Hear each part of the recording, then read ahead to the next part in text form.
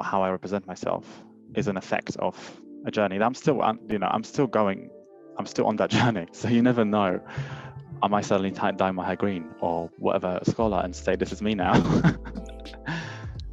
Have you always been like really confident and like you've always known yourself? Or do you think that's just come with being more of an adult? No, that's like the first answer. No, shouting. I have not had that confidence always. Do you think it's like come from being like in your late 20s, like you just stop caring what other people think or like trying to do what everybody else is doing? Do you know what? I feel like because I spent a long time working at the same kind of place for 10 years really, for the same company, it was good to have that job. It was great to meet people through that job. I had a great experience and I learned a lot of things. But because of dedicating myself to a job that I don't really want to have, because I wanted to do creative things, I just became like a robot. I was like, okay, this is time to get out. Now I have to go to work. Now finish work, go back home, sleep. And it was just repetitive. It got to my head.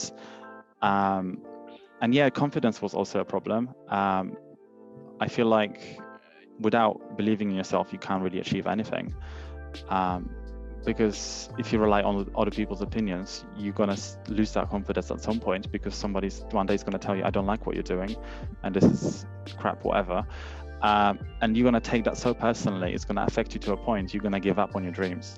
So I always say that you should try to accept yourself for who you are and, learn who you are as well, because the way you are right now might not be who you actually are in that way. Very true. That's really deep. Do you think when people like, as time goes on, then you, I guess, discover more about who you really are? Like, I feel like yes, because with every experience that you have in your life, I feel like you learn something new about yourself. And it can be just, it can be, but it doesn't have to be like, oh, this is a moment that I'm going to have right now and I'm going to realize things. No, the moment might last you a week, it might last you a month or a few years. Before, it's a progress, it's a process, it's a progress. You're going to get to a point where you realize that thing that's changed, and you might not know how or why, but you've still gone through this process to get there. And with my confidence, for example, I've decided to leave my job, and the moment I left that job, I just felt the freedom that I had, and I was like, well, I've got all this time now. What I want to do with it? Like, what do I want to achieve in my life? And I never believed in myself fully. I was thinking, I'm just like this kid that just happens to be gay or pansexual and trying to get through life, and I'm just like everyone else. But I don't always want to be like everyone else, because I want to have a voice and I want to express how I feel. I want to show my creative, sides to me. And I think expression is something people are stopping themselves from doing a lot. And it's not a good thing, because without expressing yourself, how are you supposed to, all that creativity you have within you, you're stopping it from going out. Like, you have much more to show than you think you do as just an average person. Yeah, definitely. So with your whole journey, being pansexual, sorry darling, just 1 second. Okay.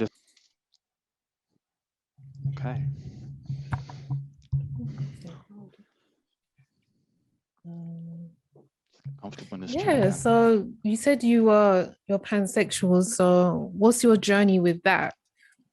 Do you know what? And on the journey, was there anything that made you, I guess, love yourself more unapologetically? What were the highs and the lows? Do you know what? In a nutshell. Because you identify as a straight woman, right? The thing is, not everybody's 100% straight, but yeah, I am pretty much straight. If I was to tick the box, yeah. Fair enough. Yeah, I feel like, I agree with you. I feel like not everybody is 100% straight, but not everyone lets themselves. Oh, can you hear me? Yeah. I can hear you. Not everyone. Are you just breaking up a little bit? That's why. That's okay. Not everybody goes through a journey of exploring their sexual orientation, or they the sexual things that they might find attractive or arousing, or whatever word you want to use. I feel like a lot of cis male and female people, straight people, don't let themselves have that journey because of what they've been taught on traditional basis, and due to religion and things like that. So me, as a I'm originally from Poland, and I used to go to church every Sunday, and I was christened. I had a confirmation, and all those sacramental things in church. But I decided that this is not where I belong. I'm not saying that when you are religious you cannot be gay or anything like that. That's what I'm saying.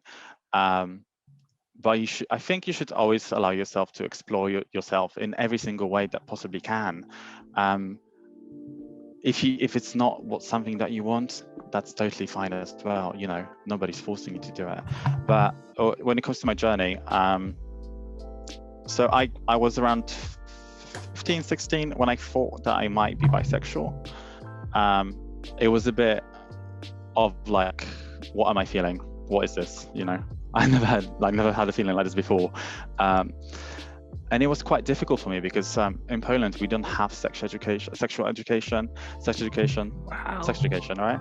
Yeah. So the only sex education you have is basically a nun or a priest or someone who is from a church background is coming to you talk about ethics and creating a family. So by default you are assumed to be straight, and you are taught the straight things the traditional way of growing up. So like you don't find your place in there because you're just sitting there. This is if you have conflicting feelings about what they're saying, you can't really do much because you just have to listen to it and accept it, which is fine. Obviously we all need to learn everything that is to do with traditional values as well, but it doesn't mean that we have to enforce it onto people.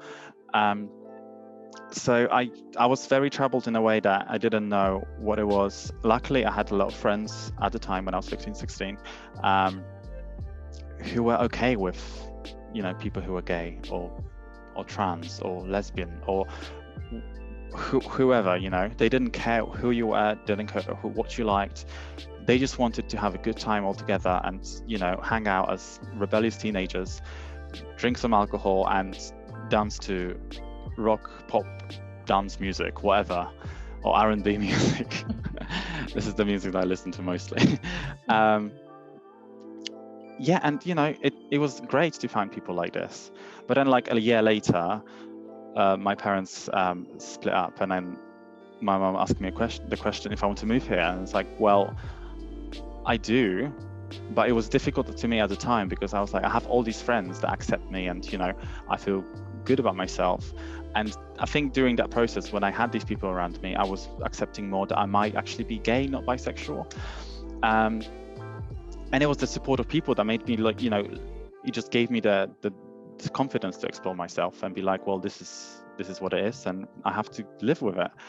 But yeah, when I moved here, so obviously I said yes to moving to UK. I'm here now, and I've been here for 13 years. And it's been it's like a journey after a journey. It just continues. So I only recently realized that I might be pansexual. I said it too fast. I only recently realized that Could you just quickly explain what pansexuality is, just in case some people, just like really quickly, just in case some people don't know? Okay, well, pansexuality is when you don't really see a person's gender.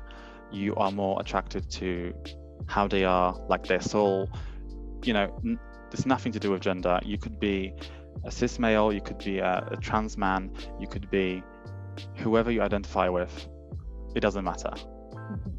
That's basically how I look at it. So yeah, I mean, I've started seeing people for people, not divided by gender, and I think we are taught to see people in that way. The way we are taught to see people is very negative in a way, because we always say, oh, this is a female, she has to do this, she's that, she's this. No, it shouldn't work like that, because this is the 21st century and we should be all equal, right? So regardless of your skin color or your gender, do what you want. Just as long as you respect each other and live your life the way you want, not hurting anyone, what's the problem? When it comes to especially LGBT community, why do so many people have a problem with that? It's not like I'm coming to your house and doing things that you don't want me to do in front of you or in your house or whatever. There is levels of respect to everything, and it shouldn't matter if you're straight or gay or whatever. But yeah, so on that subject, yes, I believe I'm on the pansexual gay spectrum. That's the best way to put it, because I still feel like my most of my most people that I find attractive are men or happen to be men, but I can appreciate a woman for a woman or as a person in general. So it doesn't matter. When was the moment where you're just like, I'm just gonna do me, I'm pansexual, I don't care anymore? Like, when was there like a moment where that happened for you, or was it just like little by little every day? Do you know what? It had to get to a bad point for me to realize that. So during COVID, obviously, I think like everyone went through something during COVID. Everyone had like a little spark that just went off, and you were like, well, this is it. Did you have that moment? Did you have something like this happen to you? I think in this lockdown, I think I've focused a lot on like my relationships and my friendships. So maybe like a different kind of revelation, but it's really honed in on like my friends and like who I consider to be a true friend or not really a true friend. It's been very interesting in that way. Nice. That way, yeah. Yeah. So you got to explore who you can like literally count on. I guess. Is that what you're saying? Yeah. And I've lost friends as well. I don't know. I've been asking some of my friends as well, like, have you noticed, has the lockdown affected your friendships at all? Have you lost friends? Have people drifted away? And I think for me, it's just really helped me to see that. My friend said to me the other day that not everybody's meant to be part of our journey forever, and sometimes people just drift apart. I totally agree with that. I think I've kind of needed to learn that lesson again, kind of thing. And I think we need to be reminded that lesson quite often, because we meet people sometimes and we put in them so much trust, and and we always believe that they're going to be there forever, but this is life. They might not be there the next day. You never know. People are people. But yeah, so the breaking point, it was the journey of having to sit at home for a whole year. And I just started getting so bored with it, and it was getting into my head, and this is why I started thinking, I don't know if I want to work for where I worked before. I think I want to take on a creative kind of approach to my life. So I started looking into how to become a model, how to start off, what's the best ways. I started reading forums and Reddit, looked on different modeling websites and things like that. I've also looked at different agencies for talents and for extras and things like that. And because I was doing all this research and I was thinking negatively about my work and getting kind of more frustrated with every single day, it just came to me. I was like, this is I think, wow, this is what I want to do. And then I had a moment of doubt, and I was like, should I really do this? Is this going to be good for me? But I'm 29 in a few weeks. I can't just sit here and continue doing this work forever. So I just said, I'm going to do it. F this, I'm doing it. Yeah. And here we are. here we are doing it. 'Cause otherwise I wouldn't be here with you. But I guess in terms of your sexuality, when was that moment for you? Or was it just like little by little every day? Oh, with sexuality, sorry, because I drifted off and I started with the other thing. It was, do you know what? It's a bit of both. It's a bit of both. So I always could find women attractive and people, non-binary people and, you know, trans people attractive. I never had like a sexual desire behind it. But I think what I was taught is that you should have that kind of desire the moment you see someone or whatever. I feel like I have this wrong idea about how you get to know people, and because I had. What do you mean? Could you explain that more? Because I find that quite interesting. So basically, sometimes when you look at someone, you can tell they're just attractive, and you're attracted to them. You're attracted to them because the way they look. You attracted to the way they might carry themselves. And sometimes I feel like, because we do objectify people quite often, and let's be honest, we all do it, because of like, oh, they're so hot, I will want to have sex with that person or whatever. Obviously it sounds like a half joke or whatever. It's never like, I don't think about it in like a predatory way. It's kind of like, well, that'll be hot. I don't know if it's, maybe for you it might be sound a bit strange, but like I feel like a lot of gay people, they do say this a lot, like, and it just happens. But it's mostly I'm one of those joke. people who as soon as I see the person, I know it. I'm not someone who grows to be attracted to people. It's and quite I think quick for me. That's what's toxic about. That's a bit toxic as well, because what we do is like we go on Tinder. We don't even look at the description. Let's be honest. We don't read those things. Sometimes we do, very rarely. You see the face and you know, go left, right. Basically, it's like a meat market, and that's what it is on Grindr as well, which is a gay app for LGBTQ community. So I think admitting in real life that sometimes you see someone, you know, and you feel, oh wow, I would do these things to them.